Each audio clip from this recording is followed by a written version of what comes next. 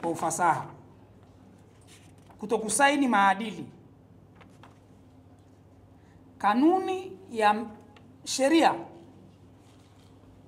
ya uchaguzi wa rais, wa bunge na madiwani ya mwaka 2024 kifungu cha 162 ndio kimeipa tume mamlaka ya kutunga kanuni, na imesema kwa madhumuni ya kusimamia uchaguzi wa haki, huru na amani, na baada ya kushauriana na vyama vyote vya siasa na serikali, tume itaandaa na kuchapisha katika gazeti la serikali kanuni za maadili ya uchaguzi zitakazosainiwa maadili ya vyama vya siasa, serikali na tume wakati wa kampeni za uchaguzi na utaratibu wa utekelezaji wake. Kifungu kidogo cha 3 kinasema mtu ambaye atakiuka masharti ya kanuni za maadili ya uchaguzi ataadhibiwa kwa mujibu wa kanuni hizo. Wale wanaosema kwamba kanuni haziwezi kutoa adhabu, sheria ndio iliyofungua milango kwamba kanuni ndio ziweke adhabu. Kwa hiyo kifungu cha 1.5 cha kanuni kimewekwa kwa mujibu wa sheria kifungu cha 162 kifungu kidogo cha 3. Kwa hiyo wanasheria wetu watuelekeze vizuri, wasisome kanuni nusu, kwa sababu wanajaribu kutufanya tuamini kwamba kanuni hazina mamlaka ya kuweka adhabu. Adhabu hiyo ni kwa mujibu wa sheria. Sisi tunaelewana? Na ukisoma kanuni ya sheria ya Kiingereza imetumia maneno shall. Kwa hiyo wanasheria wetu wakati wanaendelea na mijadala wasome mpaka mwisho kifungu cha 162 kifungu kidogo cha 3.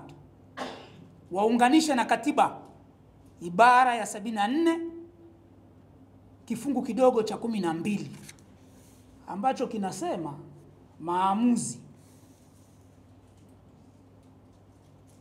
ya Tume ya Taifa ya Uchaguzi hayatahojiwa katika mahakama ya ngazi yoyote ile katika taifa hili. Mimi niwashukuru na niko tayari kwa maswali kama yatakuwepo. Zitto Kabwe alipoteuliwa kuwa kwenye kamati maarufu ya madini iliyoitwa kamati ya Mzee Bomani, chama kilimzuia asiwe mjumbe kwenye kamati hiyo. Lakini Zitto aliendelea kushikilia msimamo wake, hatukuwaza kumfukuza wanachama. Akashawishi chama, na nakumbuka moja ya kamati kuu tulimtaka Zitto aeleze wanajadili nini. Zitto akasema nina kiapo, siwezi kusema kwa sababu tumekula kiapo. Aliungwa mkono na mzee Edwin Mtei. Ndani ya kamati kuu mzee Mtei akasema hapana, mtu mwenye kiapo hawezi akazungumza mambo ambayo amekula kiapo nje ya kiapo chake. Na Zitto hakufukuzwa wala hakuna aliyewaza afukuzwe. Marehemu Profesa Mwesiga Baregu mwaka 2012 alipoteuliwa kwenda kwenye tume ya Warioba, kama mnakumbuka, alisema ndani ya kamati kuu na nje ya kamati kuu, baada ya kamati kuu kumtaka ajitoe, akasema nikiambiwa nichague kati ya chama na nchi, nitachagua nchi. Na Profesa Baregu alishikilia msimamo wake, na chama hakikuwahi kuwaza eti kimfukuze wanachama kwa sababu aliamua kuweka msimamo wa kusimamia maslahi ya nchi. Aidha, miaka ya hivi karibuni tulipokuwa kwenye maridhiano baina ya Chadema, Chama cha Mapinduzi na serikali, lilijitokeza kundi la viongozi ndani ya chama akiwemo wakati huo makamu mwenyekiti wa chama taifa Mheshimiwa Tundu Lissu, mjumbe wa kamati ya maridhiano ambaye sasa ni makamu mwenyekiti wa chama bara Mheshimiwa John Heche, mjumbe wa kamati kuu ya chama ya sasa Godbless Lema, na aliyekuwa pia mjumbe wa kamati kuu Peter Msigwa, waliendesha harakati kwamba chama kijitoe kwenye maridhiano wakati alikuwa maamuzi ya baraza kuu la mwezi Mei mwaka 2022. Wakaendesha harakati kwamba chama kijitoe kwenye maridhiano, lakini hakuna aliyesema hawa watu tuwafukuze wanachama kwa sababu wanapinga maamuzi ya baraza kuu. Ni kwa sababu chama chetu kimejengwa kwenye misingi ya kusikiliza. Na mfano wa mwisho ni wa viongozi niliowataja.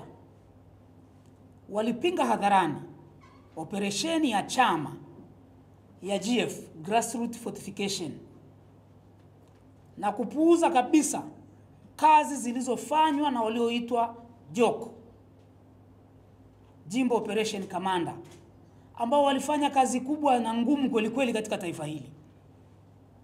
Mtakumbuka tulizuiliwa kufanya siasa tangu mwaka 2016. Tuliporuhusiwa kufanya siasa mwezi Januari mwaka 2023,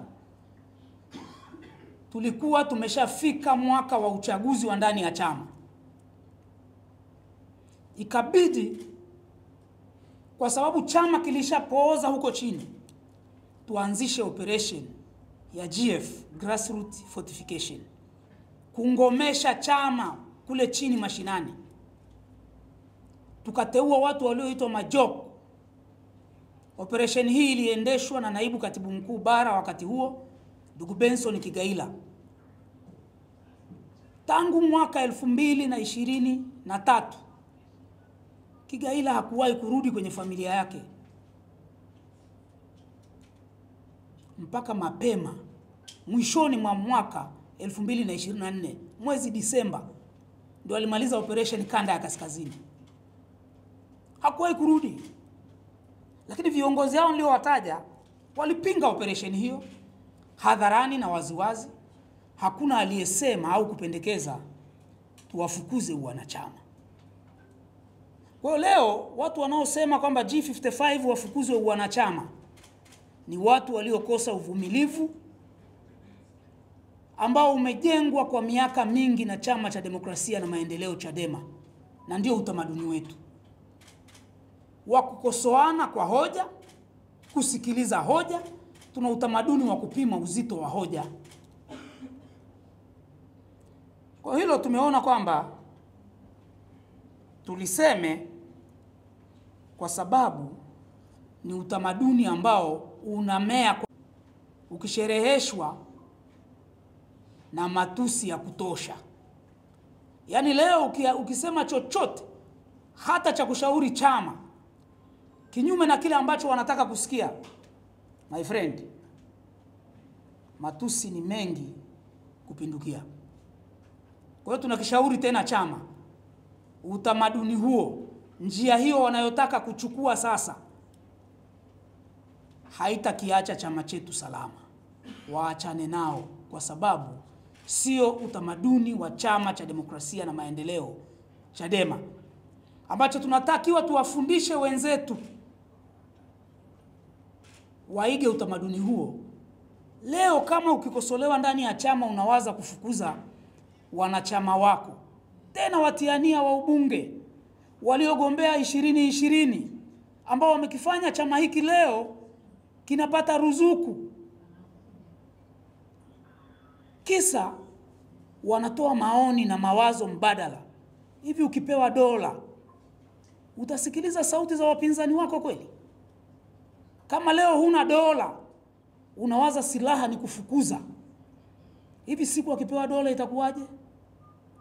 Utamaduni huu ni mbaya na unakipeleka chama chetu matopeni.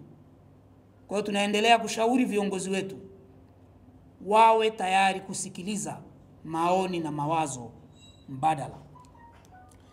Jambo la pili ni chama chetu kutokusaini kanuni za maadili na kukifanya sasa kujiondoa rasmi kwenye uchaguzi. Jambo hili limeua ndoto za wanachama wa Chama cha Demokrasia na Maendeleo. Wako watu wako kwenye Chadema kwa sababu wanawiwa kuwa madiwani wa wawakilishe wananchi kwenye kata zao. Watu hawa ndoto zao zimeuawa. Wako akina mama wanawiwa kuwa madiwani wa viti maalum wakakiwakilishe chama na wananchi wao kwenye kata zao. Wakina mama hawa ndoto zao zimekufa.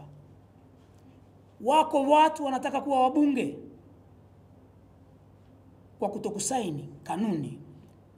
Ndoto za watu hawa zimekufa mpaka mwaka 2030. Hatuna uhakika kama tutakuwepo, Chadema itakuwepo ama la. Lakini tunawasikia viongozi wetu wakisema bora chama kife. Tumemsikia makamu mwenyekiti bara. Wanafika mahali wanajaribu kuonyesha kwamba bado kuna mlango wa kimiujiza unaweza kufunguka.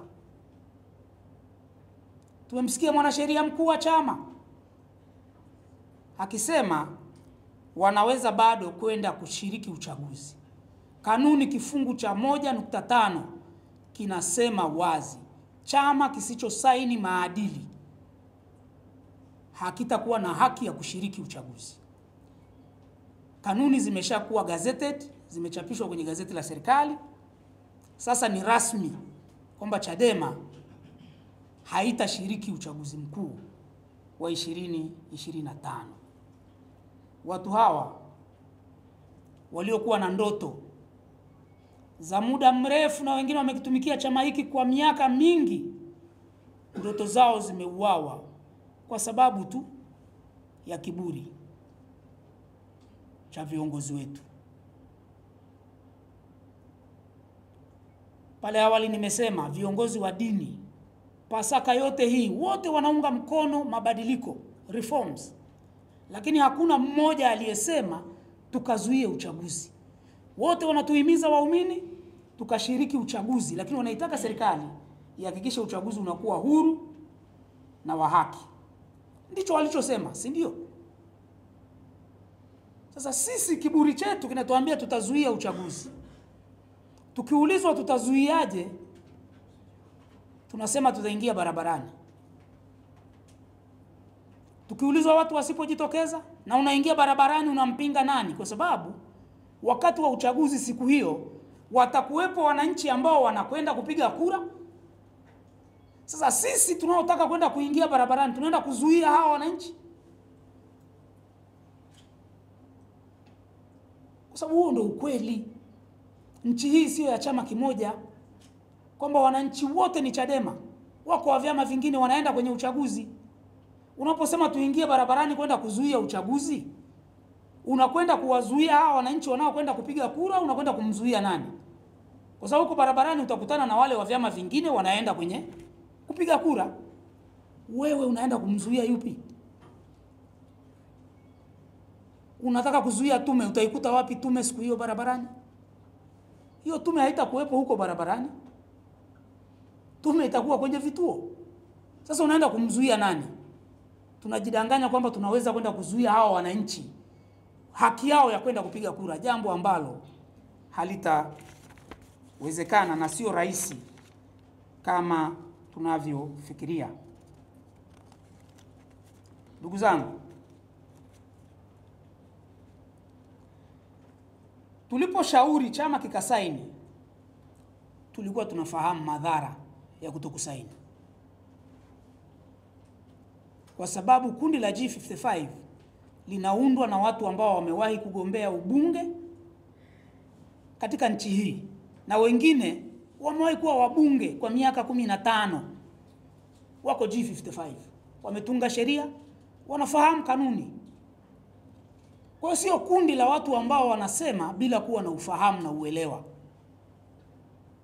Kwa hiyo tuliposhauri tulijua madhara ya hiki kitu. Ndio hivyo. Jana nimemsikia msaidizi mmoja wa kiongozi wa kitaifa Bwana Odero ameanzisha naye mchango, anasema anataka kwenda mahakamani kupinga kanuni. Mwanasheria mkuu wa chama alipoulizwa mtaenda mahakamani, hakujibu hilo swali, kwa sababu anajua kwenda mahakamani ni baada ya uchaguzi. Wameua ndoto na sasa wanajaribu kutafuta namna ya kujirejesha kwenye misingi.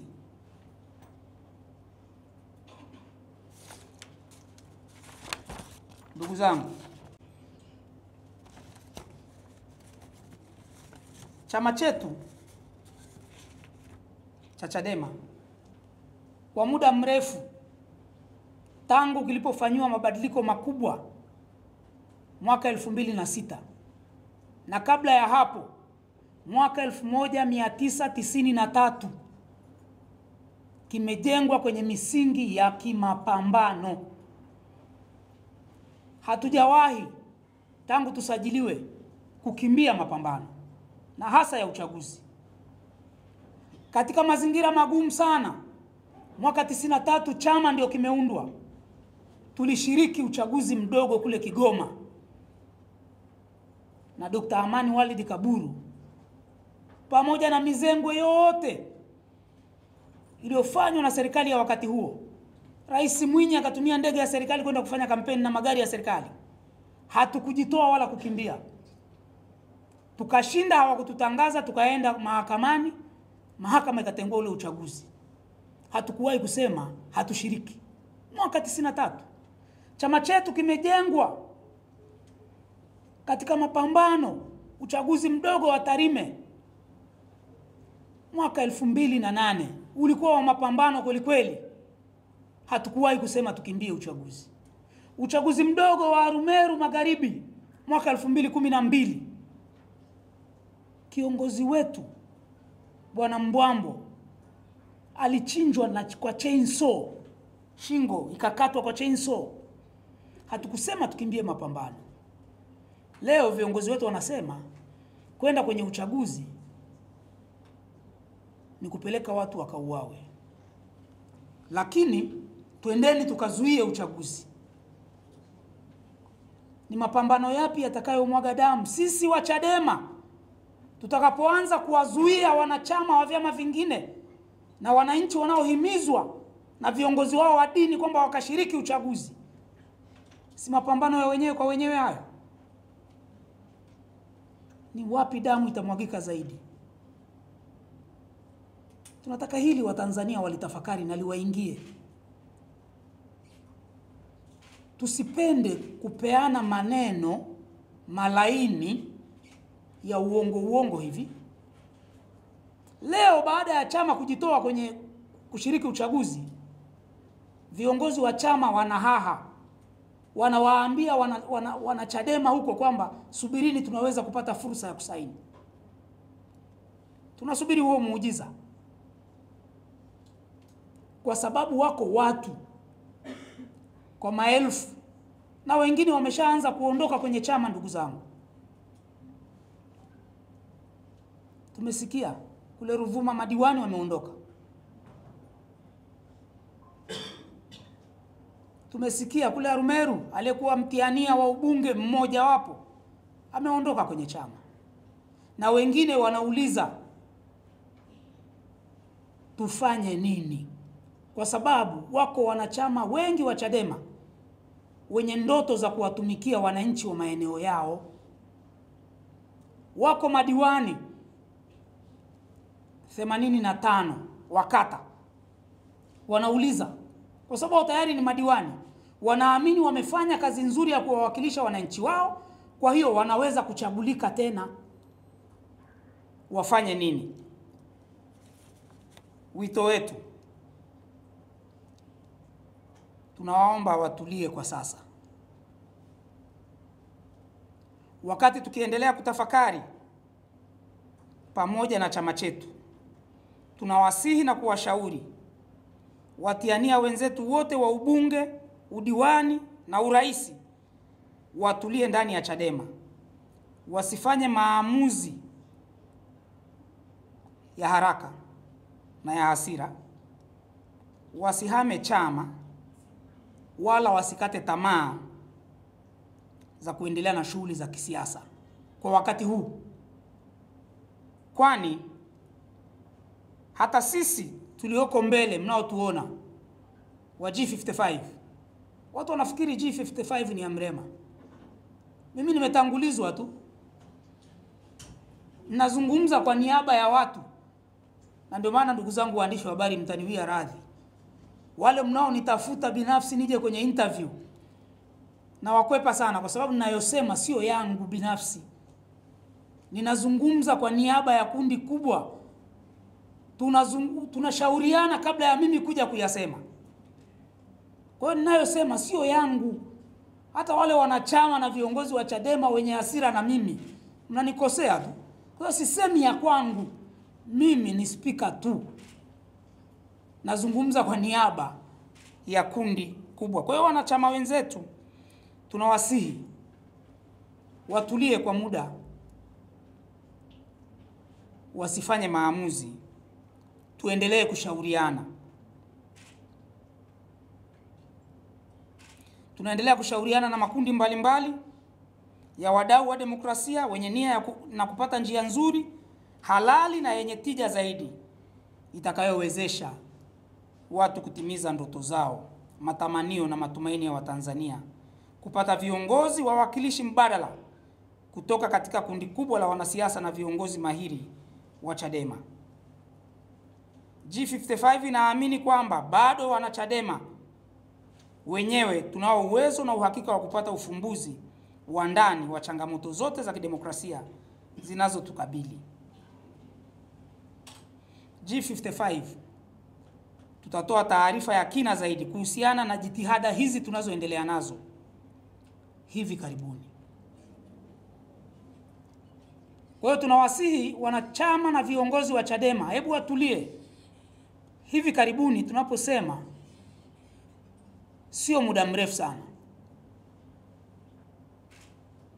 kwa sababu tunaangalia njia bora na tunaendelea kushauriana na viongozi wetu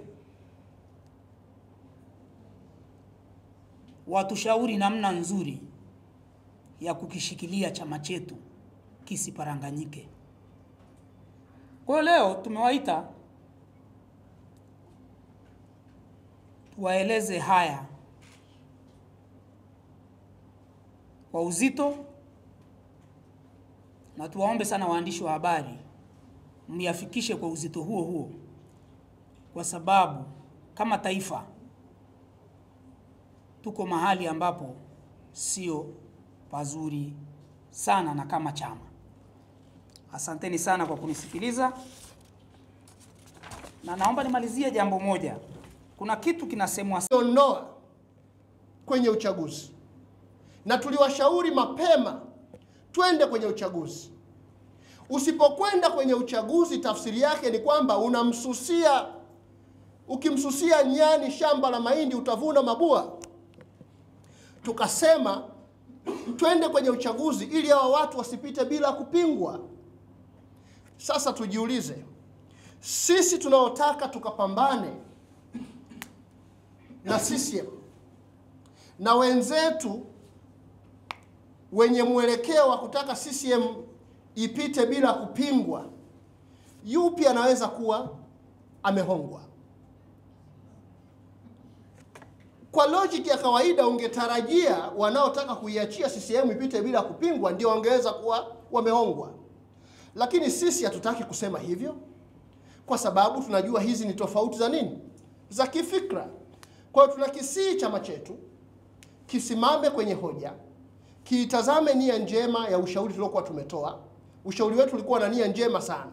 Hakuna aliyehongwa, wala tusemi chama kimehongwa kwa kusimamia inachosimamia, na hata sisi hatujahongwa, kwa sababu nia yetu ni kuepusha hatari ya CCM kupita bila kupingwa.